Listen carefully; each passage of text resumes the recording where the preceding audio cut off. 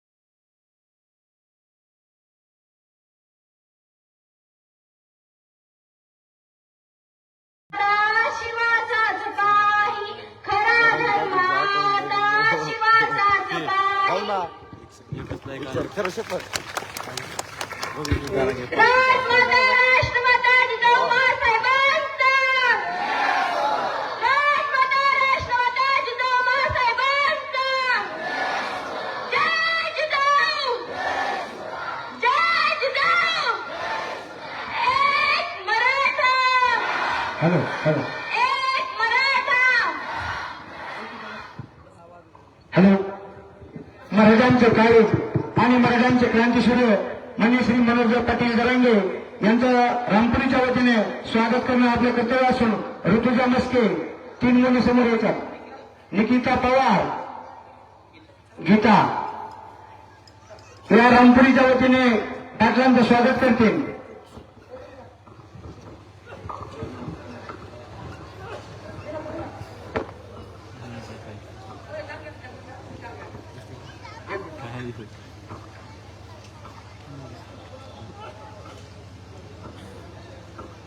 त्याला असं असं आले पडू हलते तसं नाही रे नुसतं इथं दांड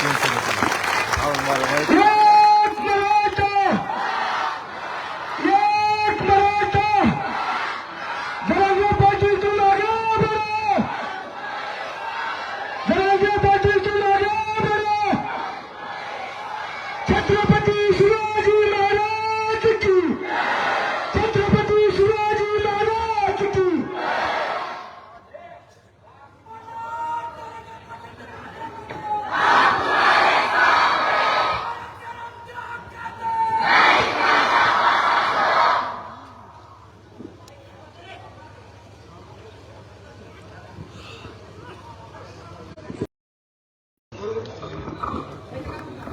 हॅलो हॅलो या ठिकाणी पाटलांचा सत्कार करण्यासाठी ढालेगावचे सरपंच संदीपान मस्के, श्रीपत आंध्रवाले सरपंच व सर्व सहकार्याच्या वतीने पाटलांचा सत्कार होत आहे.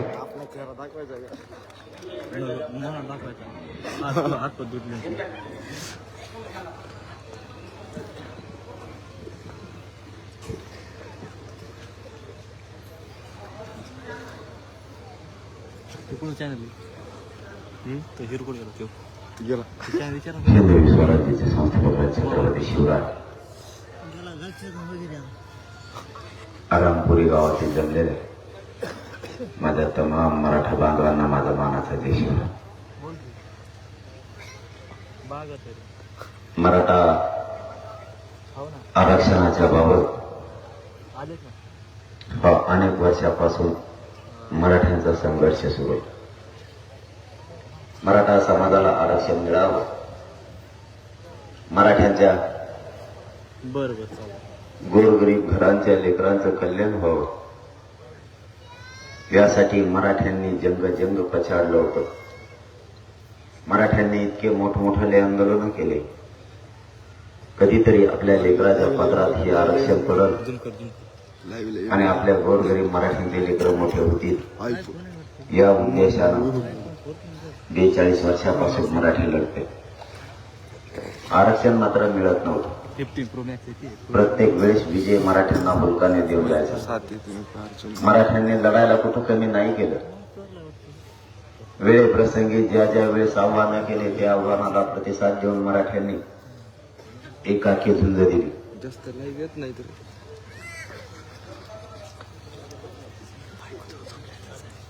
कळलं काय ते मराठ्यांना. इकडं फार काडी लागली, पोराचं वाटणं व्हायला तरी दारू दिली. दारू तू नका रे.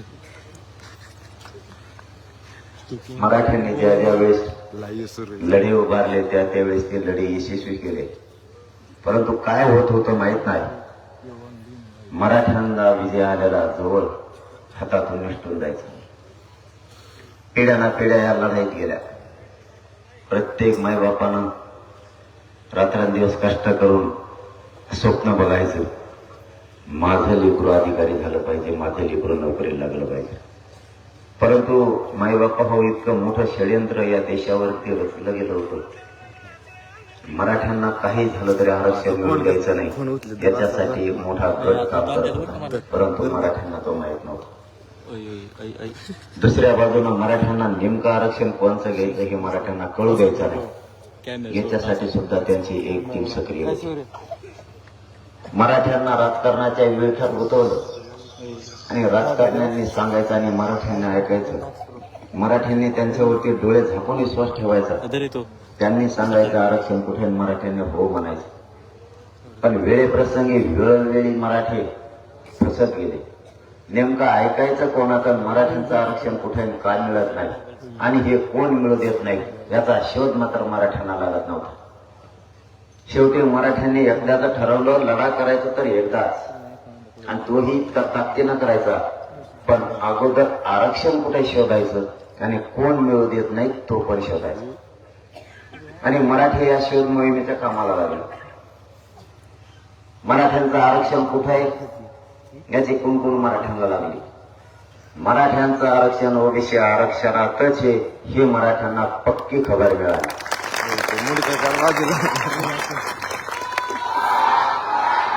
आणि आरक्षण कोण मिळू देत नाही.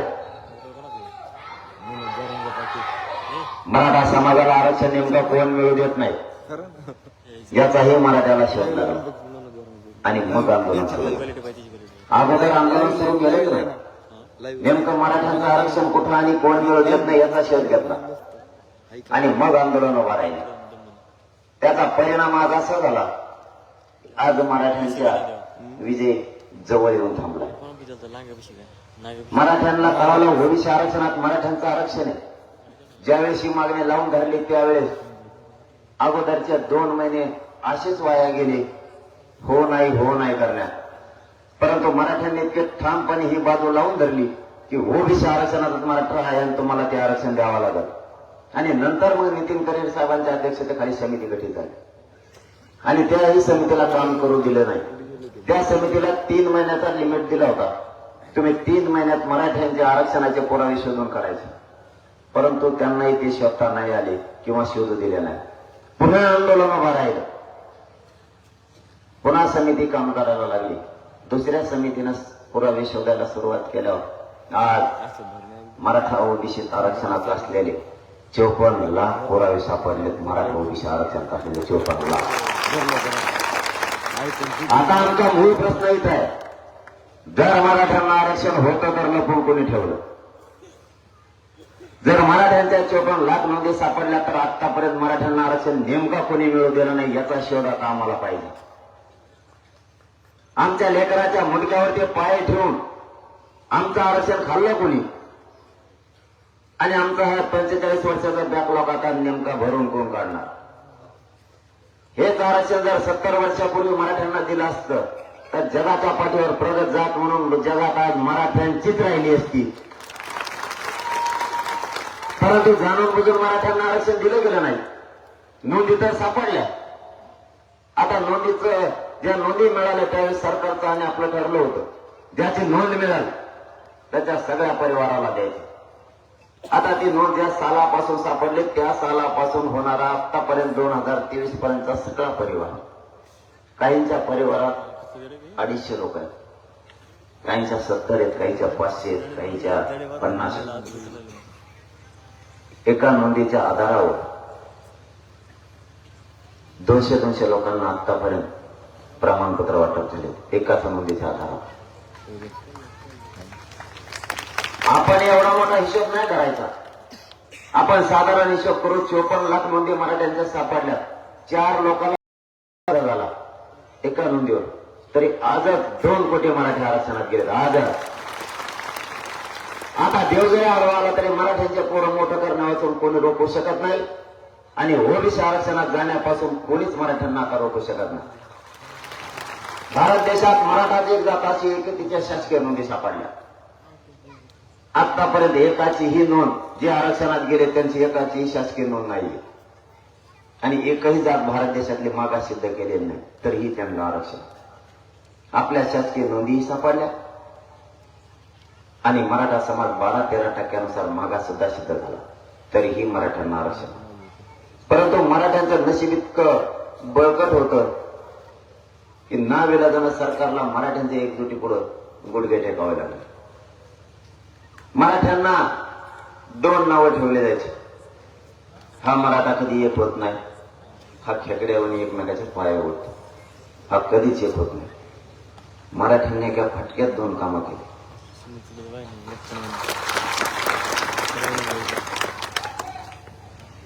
मराठ्यांनी एका फटक्यात 2 कामं केले. मराठा करोडच्या संख्येने एक आला आणि ओबीसीचं आरक्षण घेऊ देणार नाहीत म्हणले. मराठ्यांनी छाती ठोकून ओबीसी आरक्षणात घुसले. आंतरवालीला आव्हान केलं. महाराष्ट्रातल्या मराठा समाजाने एकजूट व्हावं. आंतरवालीच्या मराठी. पोलिसांचं गणित वेगळं, मराठ्यांचं गणित वेगळं. मराठी म्हणायचे एवढं ग्राउंड भरत आणि पोलिस म्हणायचे तुम्ही जे पार्किंगला गाड्या केल्या तेवढ्या गाड्या जरी भरल्या तरी तुमचं ग्राउंड 25% भरत. त्यांची आकडे मराठ्यांनी मोडली ना आमचीही मोडली. कोणत्या ग्राउंडावर मराठी 11 रस्ते होते, 11च्या 11 जाम. ड्रोन कॅमेरे सुद्धा मराठी बसणार बा. इतके मराठी आले. काही काही ते ड्रोन कॅमेरे उसात पडलेत आणखीन सापडलेले इतके मराठी आले. मराठीने एका फटक्यात सगळे रेकॉर्ड तोडून टाकले. इतक्या ताकदीनं मराठी एकत्र आले. मी सरकारला वेळोवेळी सांगायचो मराठ्यांना फक्त इमानदारीने काम करणारे लोक पाहिजे होते आणि मी माझ्या समाजाला मायबाप मानलं आणि मी माझा प्रामाणिकपणा समाजासमोर सिद्ध केला. कुठंही या मायबाप मराठा समाजाशी आपण गद्दारी केली नाही. कुठंही सरकारचा नेमका प्रॉब्लेम असते.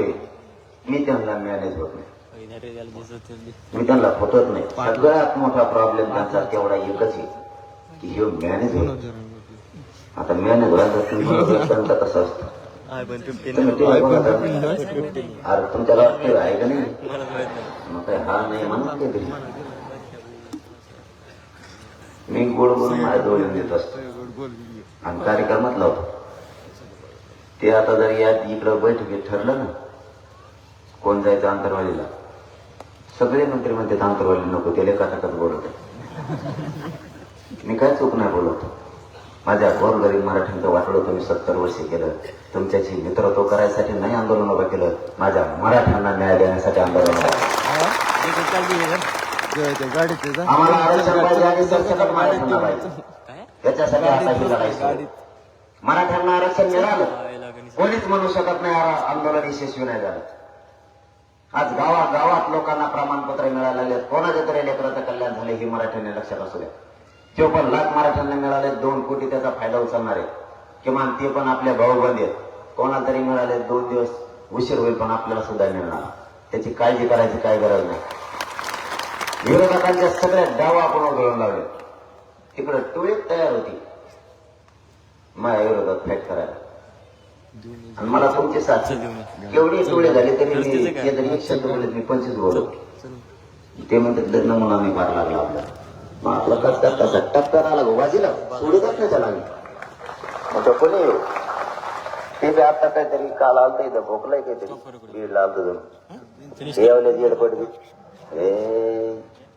ते अक्कला अक्कल फाकल त्याला काही माझ्या नदी लागत मी ते शान आहे काय म्हणलं लागल आता तर कागदात वाचत जाणं मला काय बांधव म्हणले वाचूनच भाषण करायला लागला. त्याला आणखी थोडं थांबा एकदा मराठ्याला आरक्षण मिळू दे. लोकांनी भजे खाल्लेले कागदच खाल्ले पाहिजे. त्याच्या इतकं वाटोळं मराठ्यांचा कोणीच नव्हतं. सगळ्यात जास्त मराठ्यांचं वाटोळं त्याने केलं आणि ओबीसीचं सुद्धा त्यांनीच केलं. 34 जातीला खाऊ देत नाही. 34 जातीचं ओबीसीतल्या ते एकटा आरक्षण खातो. 80% ओबीसीचं महामंडळ एकट्याने खाल्लं. त्याला वस्ता दे की त्याची काळजी नका करू. त्याच्याकडे एकदा आरक्षण मिळून द्या. त्याच्यात किती दम आहे मला एकदा बघायचं. आरक्षण मिळू दे म्हणा. कारण आरक्षणामुळे शांत आहेत आपण. कारण हे मराठ्यांचा विजय जवळ आला आणि विजय जवळ आलेला असताना आपण विचारपूर्वक काम करायचं. माणसानं काम करताना संयमानं करायचं. ते यशस्वी होण्यासाठी 4 पावलं मागे यायचे पुढेही जायचे. परंतु शांततेत जर घेतलं तर मराठ्यांचं कल्याण होतं. याच्यातच जर आपण थोडासा वेगळा विचार केला असता तर की मिळेल आरक्षण सुद्धा मिळालं नसतं. आज शेवटच्या टप्प्याच्या मराठ्यांचं आरक्षण आता. फक्त माझी तुम्हाला विनंती शांततेत घ्या आणि मुंबईला सगळे चला. कसं काय आरक्षण मिळत नाही बघू आपण त्याची काळजी नका. तुम्ही सगळे मुंबईला तयारी झाली पण तुमची पुढची जर रांग म्हणले मागच्या यायचं नाही काय खोटे आता वर करू नका वर. खोटे आता करू नका वर. नाही तर मग मी असं तुमच्या भराशात तुम्ही नाही यायचे कोणीच. मला असं मी ठिकाणी एकट्यात तिकडं दारू पिऊन कोणी यायचं नाही. कारण तिथं माता मावल्या सुद्धा राहणाऱ्या सगळ्या संसार बरबाद झाले त्या व्यसनामुळं. आता नका तिकडं गोळ घाला येऊन. तिकडं संघर्षाची लढाई सुरू आहे. तिथं न्यायाची लढाई सुरू आहे. तिथं विचारपूर्वक चला. इथून 600 किलोमीटर गोरगरीब लेकरांचं कल्याण व्हावं म्हणून चालले. तिकडं दुकाना सापडेत बसू नका. तुम्हाला वाईट वाटू देऊ नका. मराठ्यांनी 2च कामं करा. आयुष्यभराच्या लेकराला आरक्षण मिळवून द्या. त्यांचं आयुष्याचं कल्याण होईल आणि व्यसनापासून सगळे लांब जा. मराठा सुधारला व्यसन कोणी सगळे सोडून द्या. कारण त्या व्यसनामुळे आपले कुटुंबातले लोक आपल्यावर नाराज आहेत. बाहेरचे मित्रही आपले तुटले. पाहुणे रावळे सुद्धा नाव ठेवायला लागले. त्यामुळे त्याच्यापासून लांब जा आणि बांध टोकरायचं कमी करा. बांध एकले टोकऱ्याचं काम असतं. दिवसभर लिंबाखाली बसत 3रा 12 जातात ते खुरपं घेऊन बांध टोकरीत बसतो. काय टोकरी तुरे 2 पिढ्या झाल्यात. बोलवण्यात आपले लोक एकामेकाला त्या बांधासाठी 750 लोक मी एकत्र बसलेत महाराष्ट्रात. 2 पिढ्या न बोलणारे. सगळं वैरच कमी करून टाकलंय. वैर कमी करा. 2 1 फूट सोडून द्या. काय फरक नाही पडत तुम्हाला. माझी तुम्हाला विनंती मुंबईकडे चला. आपल्या रामपुरी गावातील एकही माणूस नका घरी थांबू. अशी संधी नाही येणार मराठ्यांना. पण एकदाच लेकराचं कल्याण होईल. बार लढाई लढायला आपल्यात आता ताकद नाही राहिली. ही शेवटची आरपारची लढाई आणि मराठी मुंबईत इतके ताकदीनं घुसणार आहेत. आता 4ही बाजूने मराठी ताकदीनं मुंबईत घुसणार आहे. कारण ही एवढी मोठी धडक असणारे आतापर्यंत देशात इतक्या ताकदीनं कुणीच गेलं नसेल. इतक्या ताकदीनं जाणार आहेत. हे मराठ्याचे पोट्टे इतके बेकार आहेत. लय बेकार.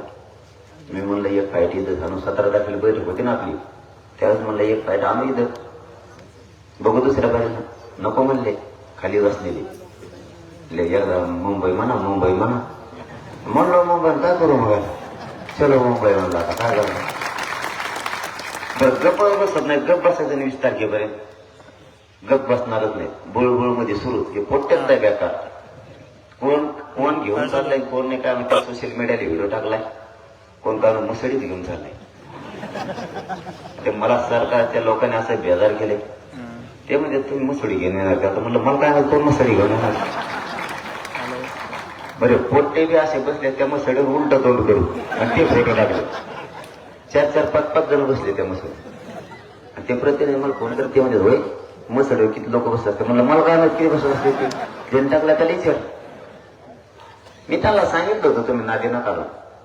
त्या मराठ्यांच्या पोरांनी मराठा जातीनं जर एकदा मनावर घेतलं ना कार्यक्रमाच्या पुढच्या, मी त्यांना सांगितलं होतं तुम्ही त्यांचं हक्काचं आरक्षण देऊन टाका.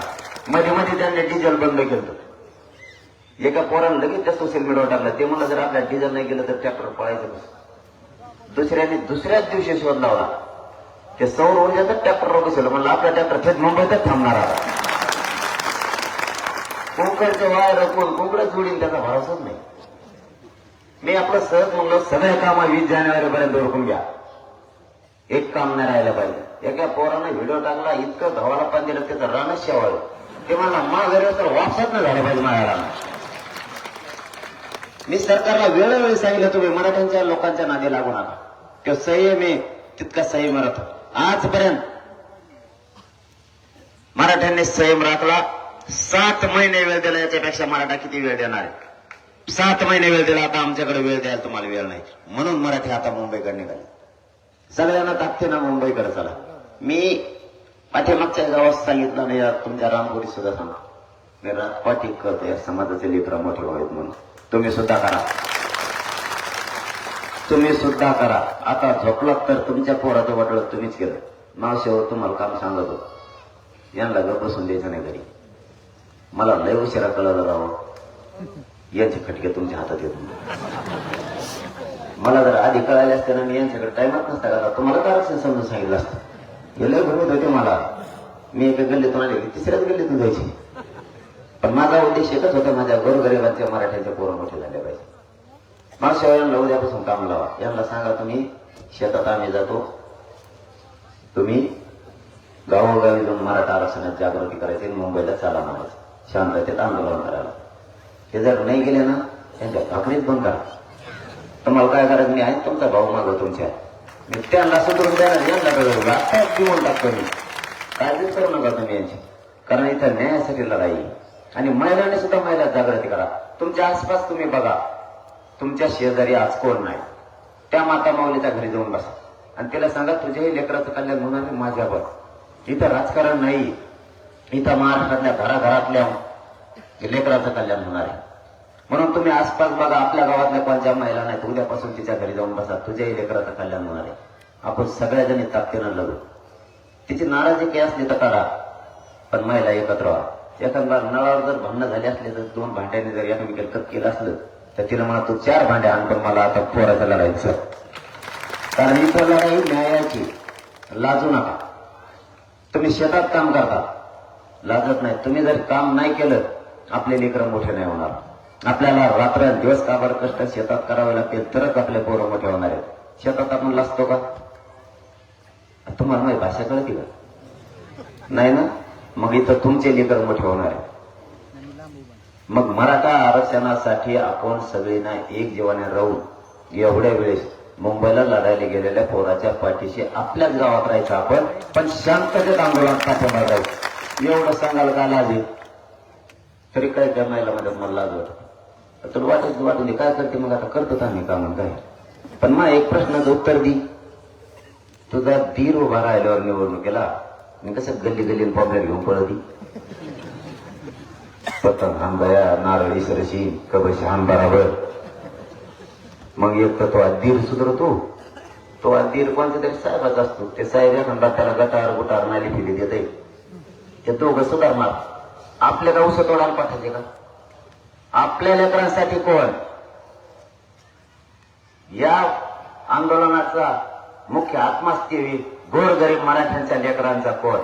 आम्ही ठेका घेतला नाही बार बार तुम्हाला तो मोठं करायला. आमच्या लेकरांना मोठं करण्यासाठी सुद्धा तुम्ही पुढे आलं पाहिजे. 70 वर्षात जे जे पक्ष झाले त्या 70 वर्षातल्या महाराष्ट्रातल्या सगळ्या पक्षाचे नेते माझ्या बापदादा मराठ्यांनी मोठे केले. पक्ष कोणचाही असू द्या. त्याचं कारण असं होतं, कधी काळी जर मला गरज लागली तर हा माझ्या मुलाच्या मदतीला येईल म्हणून त्याला मोठं केलं. आता अधिवेशन झालं, अधिवेशनात एकही आमदार मंत्री मराठ्यांच्या बाजूने बोलला नाही. एकही. जो कोणी बोलला त्याचा स्वार्थ ठेवून बोललाय. 50% वर द्या किंवा खाली द्या. आम्ही ते आरक्षण मागितलंच नाही, त्याची मागणी तुम्ही केलीच कसं काय? 50% वरचं आरक्षण द्या हे बोलायचं सांगितलं कोणी? मग तुम्ही बोललात कसे? मराठ्यांचं आरक्षण ओबीसी आरक्षण आहे, त्याविषयी एकही आमदारांनी मंत्री बोलला नाही. याचा अर्थ मायबाप मराठ्यांना तुम्हाला जाहीर सांगतो, आपलं कोणीच नाही. आपल्या लेकरासाठी आपणच लढा आणि त्यांना मोठं करा. तुमचे लेकर जर अधिकारी झाले, नोकऱ्या लागले, तुम्हाला कोणापुढे पसरायची गरज नाही, कोणापुढे झुकण्याची गरज नाही. तुमचे कॉलर कधी पण टाईट राहील. आपले लेकरं मोठं करायचं शिका. बस झाले लोकांचे झेंडे उचलायचे. आपल्याला आपण जर यांचे झेंडे उचलत राहिलो तर आयुष्यभर आपल्याला हमाली करण्याची वेळ येईल. हे कधी विसरू नका. आता ही लढाई गोरगरीब मराठ्यांच्या लोकांना लेकरांना न्याय मिळाला पाहिजे याच्यासाठी सुरू. आरक्षण जर तुम्हाला समजून घ्यायचं असलं तर 1% भुकलेल्या पोराला किंवा पोरीला जाऊन विचारा आरक्षणाची काय किंमत आहे. ज्या मायबापानं रात्रंदिवस कष्ट करून पोरं शिकवले आणि स्वप्न बघितलं माझं लेकरू जर नोकरीला लागलं तर माझं कष्ट कमी होईल, हे स्वप्न बघणाऱ्या मायबापाला एकदा जाऊन विचारा आरक्षणामुळे आणि त्या आरक्षणाची काय किंमत आहे. ज्या पोरानं 5-5 वेळेस परीक्षा दिल्या तरीही ती भरती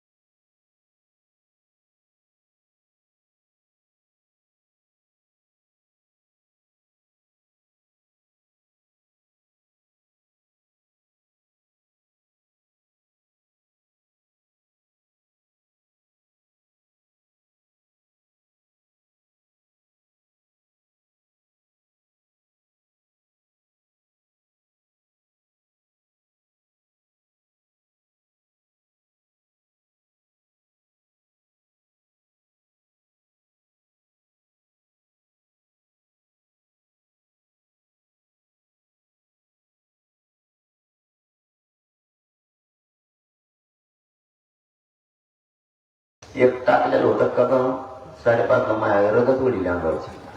मला म्हणते एक फोटो काढून दे ना. त्याने सुरगोतर फोटो काढला, मला बेलं सुद्धा नाही. ते सकाळी उठलो कामाला लागलो. मी रातपाटी करतो, जीवाची पर्वा नाही करत. माझ्या बोटाचा आणि पायात सुद्धा कार्यक्रम झाला तरी मी विचार नाही करत. 2 दिवसाला सलाईन घेतो आणि लगेच समाजाच्या दारात जातो. आता सावरला लेकराचं कल्याण करायची वेळ आली. लेकरं मोठे करा, आरक्षण देऊ, पुन्हा फिरायला चालू करतो. 3 दिवसाच्या पुढे मला दौरा सुद्धा आता होत नाही, कारण एका महिन्यात 26 दिवस उपोषण झालं माझं. पहिले 17 दिवसाचं, नंतर 9 दिवसाचं. माझं शरीर सुद्धा मला साथ देत नाही.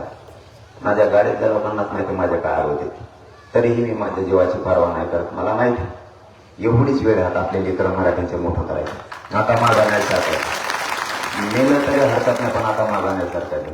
त्या दिवशी एक टाकलेला असं झालं फोटो काढायला. त्याच्या पायात अशी टप्पू चप्पल होती.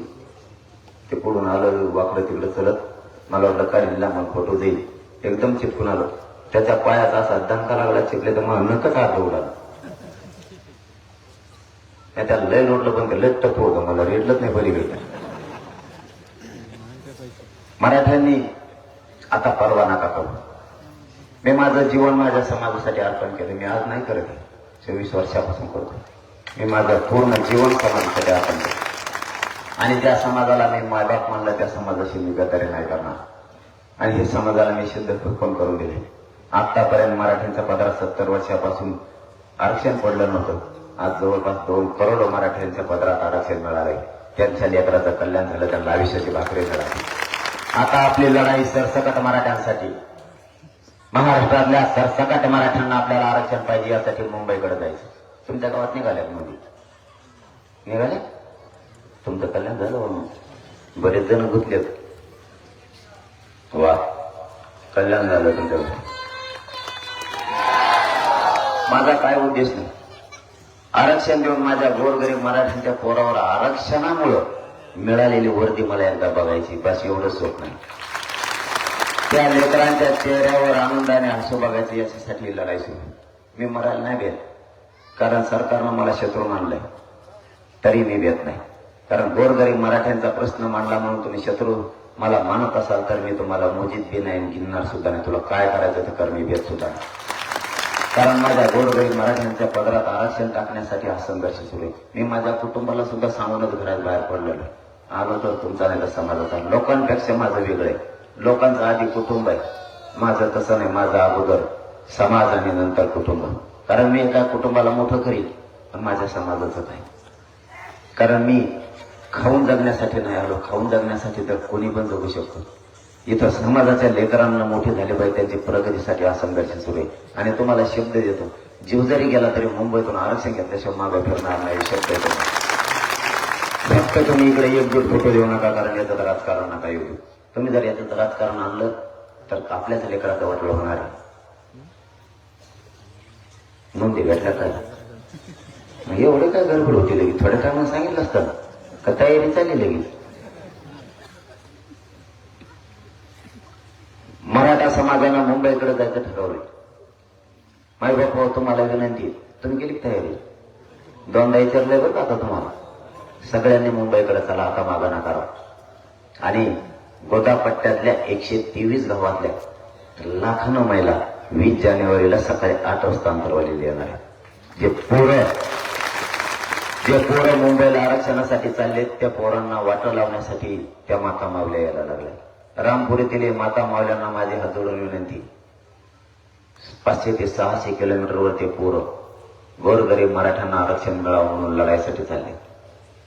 तुमच्या खांद्यावर जबाबदारी, मायबापाची भूमिका तुम्ही निभवा. जाणाऱ्या पोरांच्या पाठीवरती मायबाप म्हणून हात फिरा. त्या पोरामध्ये 10 हत्तीचं बळी येईल. ते मुंबईकडे जातील तर आरक्षण घेतल्याशिवाय माघारी येणार नाही. आपण एक दिवस तुमचं काम बंद ठेवा, तुमचं एक दिवस काम बुडल, तुमचं नुकसान होईल, एक दिवसासाठी होऊ द्या. पण तुमच्या एक दिवस काम बुडल्यामुळं माझ्या मराठा समाजाचं जर कल्याण होणार असलं तर तुम्ही 100% एक दिवस काम बुडा आणि त्या पोरांना वाटा लावायला. कारण त्याचे 2 संदेश जाणार आहेत. लाखांना माता मावल्या वाटा लावण्यासाठी येणं म्हणजे सरकार पण संदेश जाईल की येणारं लाखाने आहेत आणि वापस वाटा लावून गेलेले लाखाने आहेत. मराठी मात्र एकजुटी नाहीत. आरक्षण दिल्याशिवाय पर्याय नाही. म्हणून तुम्हाला सगळ्यांना येत. आपल्या रामपुरातल्या सगळ्या बांधवांना माझी विनंती, विशेष करून माता मावल्यांना त्या दिवशी घराला कुलप लावून अंतरवालीकडे आहे. कारण ते लेकरं तुमचे असतील नसतील मला नाही माहिती, पण ते चाललेले लेकरं हे मराठ्यांसाठी चाललेत. त्यांच्यात तुमचा मुलगा शोधा. तुमचंच लेकरं चाललंय असं समजा आणि त्याच्यात डोक्यावर मायाचा हात फिरा. पोरं आरक्षण घेतल्याशिवाय माघारी फिरणार नाही. त्यांना आरक्षण घेऊन येते. 1 दिवसासाठी 20 जानेवारीला कामं बुडवून टाका. कोणाचे लग्न असले तर पुढं ठेवा म्हणा, नाही त्या लग्नालाच कोणी जाणार नाही. त्या दिवशी सगळे अंतरवलेले येणार आहेत. त्यामुळे तारखे पुढे टाकला म्हणा फटाफट असल्या कोणाच्या तर. आणि सगळ्या माता मावल्यांना पुन्हा एकदा विनंती, अंतरवालीकडे सगळे या. आणि जे बांधव येणार नाहीत मुंबईला त्यांनी सुद्धा वाटा लावण्यासाठी या. गावाची गावं रिकामे करा. रामपुरीवर आणखीन एक जबाबदारी, तुमच्या आसपासचे सगळे खेडे तुम्ही पिंजून काढा आणि 20 जानेवारीला मुंबईकडे चला म्हणून सांगा. सगळ्यांनी रात्रंदिवस कष्ट केल्याशिवाय जमणार नाही. मी रात्रंदिवस का करतोय बार तुम्हाला तेच सांगतो. 2 वाजताचा कार्यक्रम आहे कुंभारी पिंपळगावचा. आता किती वाजले? 8:30. आणखी 9 गाव आहेत मध्ये. 9 गावात कार्यक्रम आहेत आणखी. म्हणजे मी बरोबर 5-5:30 सूर्य उगाच टायमाला कुंभार पिंपळात जातो. तो ते नाही खिचडी केली जाईल. ते म्हणते दादा चला घरात हलायला तयार नाहीत मराठी. माता माऊल्यांनी जास्त आरक्षण समजून घेतलं म्हणून आंदोलन सोपं गेलं. महाराष्ट्रातल्या माता माऊलीच्या लक्षात आलं माझ्या लेकराचं कल्याण हे आरक्षण आहे. माझे लेकर या आरक्षणामुळे मोठे होणार आहे. बीडच्या सभेत मी सहज आव्हान केलं 3 लाखापेक्षा कमी महिला नव्हती आणि आपली एक बी सभा महाराष्ट्रातल्या असे केला 2 लाख महिला नाही. एक बी 2 लाख 5 लाख महिला इतक्या महिला. मी सहज म्हणलो मुंबईची खिंड आम्ही लढणार आहे. पाठीमागची खिंड तुम्ही सांभाळा. आम्हाला जर तिकडं त्रास दिला तर इकडे तुम्ही शांततेत आंदोलन करायचं पण मंत्र्याच्या आमदाराच्या रणचेहरा घालून बसायचं तुम्ही महिलांनी. आणि महिलांनी त्याला एकच म्हणायचं फक्त आमचे लोक मुंबईला गेले तुझे मुंबईतले मंत्री आमच्या लोकांना त्रास द्यायला लागले तिकडे फोन करून सांग आमच्या लोकांना त्रास देऊ नको. नुसती पायातली हातात घ्या हानू फिरू नका. 2 महिन्याला उडणार नाही ते घरात. आणि फोन करून मी सांगा मला त्रास द्यायला दो इकडं तिकडे त्रास देऊ नका. मी असं म्हणून व्यासपीठाच्या खाली उतरलो. काही माता मागा माझ्याकडे आल्या. त्या म्हणल्या दादा तुम्ही जा मुंबईला तुम्हाला कोण आडीत आहे बघतो. जर आडीलं ना एका चपली तिकडे एखाद्या तुतारा पडी. इतक्या महिला बी फेडल्या जातात म्हणून आंदोलन सोपं गेलंय. आणि महिलांच्या शक्तीशिवाय आंदोलन पुढे जाणार नाही. कारण आपल्या माता मावल्या बाहेर निघत नव्हत्या पण पोराचा न्याय आणि पोरग मोठं कशात होणार हे त्यांच्या लक्षात आलं. म्हणून ग्राउंड कोणचंही असो मैदान कोणचंही असो खचाखच भरायला लागले. मराठ्याने ठरवलंय विजयाचा गुलाल एवढं पोराच्या डोक्यावर टाकायला म्हणजे टाकायला. आता आपली तुम्हाला विनंती आहे 20 जानेवारीसाठी रात्रंदिवस जागा पण तयारीला लागा. 4-5 दिवस हातात. आसपासचे 50-60 खेडे पिंजून काढा. जेवढा वेळ मिळेल तेवढा समाजासाठी द्या स्वतःच्या पोरासाठी द्या. आणि आपल्या रामपुरीतले सगळ्याचे सगळे माणसं 20 जानेवारीला ज्यांना मुंबईला येतं ते मुंबईला येतील आणि जे येणार नाही येत त्यांनी 1 दिवसासाठी वाटा लावायला. आपल्या गावातल्या सगळ्या गाड्या बाहेर काढा. मोटरसायकलीपासून सगळ्या आहेत तेवढे आणि आंतरवालीपासून मुक्कामाच्या ठिकाणापर्यंत त्या माता मावल्या सगळ्या येणाऱ्या आणि तिथून वापस येणाऱ्या. तर त्या दिवशी तुमच्या मोटरसायकलवरच राहा म्हणजे तुम्हाला अर्ध्या ते पाऊण घंट्यात मुक्कामाच्या ठिकाणी त्या पोरांना वाटा लावल्याच्या नंतर तुम्हाला तुमच्या घरी अर्ध्या पाऊण घंट्यात येता येईल. कारण आपण अगोदर असं ठरवलं होतं आंतरवालीत त्या लाखांना महिला येणार होत्या आणि गेवराईपर्यंत त्या पायी वाटा लावणार होत्या. परंतु त्या जर आंतरवालीत गाड्या लावल्या तर त्या पायी गेवराईत येणार पुन्हा वापस जायचं त्यांचं अडचण होणार. म्हणून तेवढा फक्त आपण एक बदल केला की ज्या गाड्या तुम्ही सगळ्या मोटरसायकल घेऊन येणार आहेत त्या पोरांच्या पाठीमागं तसंच ठेवा. म्हणजे तुम्हाला आता चालायचं पण नाही आणि ताण पण काय नाही. तुम्ही 2 घंट्यात 3 घंट्यात त्यांना मुक्कामाच्या ठिकाणापर्यंत सोडताल आणि तुमच्या गावाकडे चाल. तेवढ्या वेळेसाठी न येणारे त्यांनी सुद्धा या. गावाचे गावं रिकामे करा पण 20 जानेवारीचा दिवस असा मोठा झाला पाहिजे की इकडून गेवराई तालुक्यातून इतकी मोठी एक लाट आली पाहिजे तिकडे की असं वाटलं पाहिजे. आता मात्र मराठी आरक्षण घेतल्याशिवाय हटत नाही. पुन्हा तुम्हाला जाता जाता विनंती 20 तारखेला जास्तीत जास्त मुंबईकडे चला. कारण तिकडे जितके जास्त जातील तितकं आरक्षण लवकर येईल. आणि तुम्ही नुसतं मांडीत घालून बसा मुंबई शांततेत. दुसऱ्या दिवशी सकाळीच आरक्षण. कारण मराठे तितके जाणार आहेत मुंबई. तुफान मराठे इतक्या ताकदीनं कधीच मुंबईत घुसले नसतील. इतक्या 4ही बाजूने घुसले लोक रस्ते सुद्धा बघून आले. मला तर धाकत पडाय माय आधीच मुंबई भरून होती का पण मी इकडेच राहतो पडायला. इतके माझी टक्के देते तिकडून इकडे ये तिकडे त्या गल्लीत ते ये त्या गल्लीत आमका राहतो तिकडच्या गल्लीतून गेलं कोणी म्हणलं की आमका मंत्री ये मग आता त्या गाद्यावरून झोपतो का पाण्यातून गेला. सगळं तरावाईकच न म्हणे सोयीचं पण येत नाही. कोणी म्हणतं इमानावरच बसत जाता का पंख्यावर बसत होते यांनी बी आणि असं पोस्ट टाकी त्यांना त्या सरकार फुल लोड मध्ये आले. त्यांना वाटतं कुंकड देते कुंकड नाही काय मिळाला नाही. तुम्हाला पुन्हा एकदा जाता जाता विनंती मला भरपूर गावं करायचे. आपल्या सगळ्यांना हात जोडून सांगतो लेकराच्या न्यायासाठी फोटो पुढे देऊ नका. आपण तुम्हाला शब्द देतो जीव जरी गेला तरी 1 इंचही मराठ्यांना आरक्षण दिल्याशिवाय हटणार नाही. आणि मुंबईकडे तुम्ही सगळे या एवढीच विनंती करतो.